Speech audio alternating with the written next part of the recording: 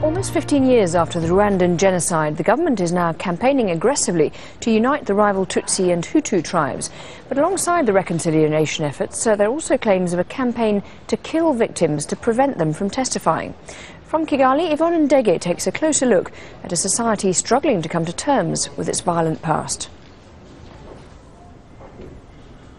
Isabelle Boomerange thinks that by now she should have buried the memory of the Rwandan genocide, but it still gapes like an open wound.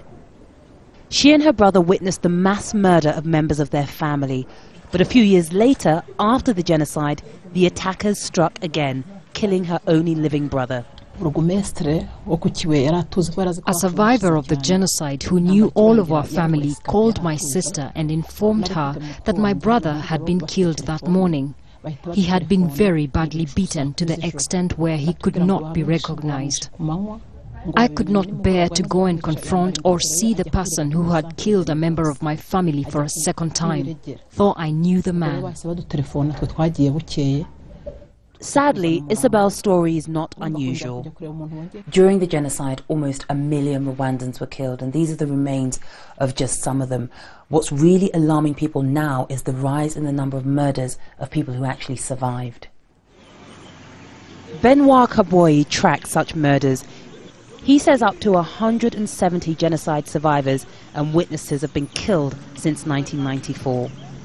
The perpetrators and their supporters have continued to kill survivors and those who testify in trials in Gacaca. Before 2000, there were many killings, and in our system of identification were so weak at that time, so that there are many cases we have not recorded.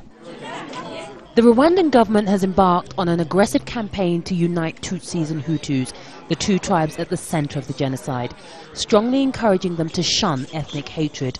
But there are fears that its campaign of forgiveness is moving too fast. Prisoners are being released too quickly and are killing potential witnesses. The government denied that 170 genocide survivors have been killed. Somebody would come and say it's 175. The parquet would say it's 112. Somebody else would say, Ibuka would say it's 200. The police will say we only have 52 cases. So I don't want any conflict of numbers. What we have to understand is that cases which have been brought to the police, those are the cases we believe in, and we say those have been tested, investigated, and confirmed.